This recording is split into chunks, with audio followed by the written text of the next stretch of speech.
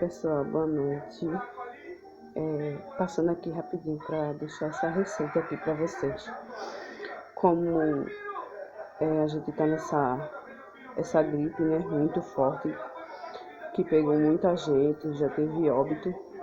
Hoje eu tô aqui para mostrar essa receita caseira, porque essa gripe tá dando muito catarro nas pessoas. E essa receita é muito boa, ela arrasta mesmo o catarro. Eu tô bem melhor, eu tô me sentindo bem melhor. Já coloquei muito catarro pra fora, porque ela arrasta mesmo o catarro do pulmão. Agora você tem que tomar essa receita pelo menos 2 vezes ao dia, tá certo? Vamos lá. Aqui eu tenho leite, eu tenho acerola. Como essa aqui eu vou fazer pra minha menina, que tem 9 anos, aí eu coloquei essa quantidade de acerola. 2, 4, 6, 7.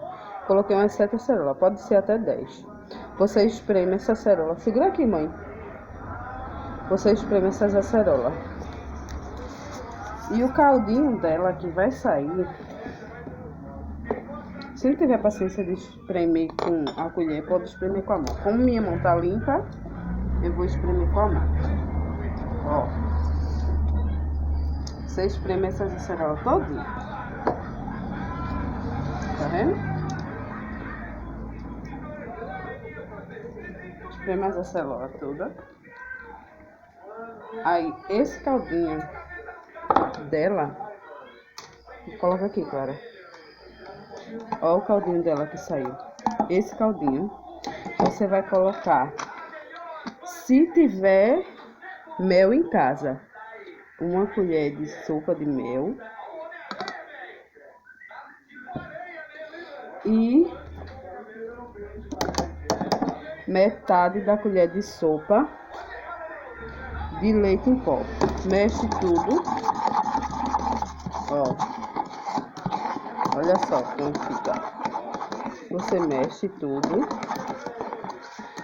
E já tá pronto. Só é tomar. Pelo menos 2 vezes ao dia. Você pode tomar 2 vezes ao dia e pode dar a sua criança também. Porque não faz mal, que é um lambedor caseiro, natural, tá bom? Ó. Aí você já toma, já tá pronto. É só isso mesmo. Se não tiver mel, não tem problema. Faz sem o mel, só o leite e o caldo da acerola, tá bom? Beijo pra vocês e melhoras aí.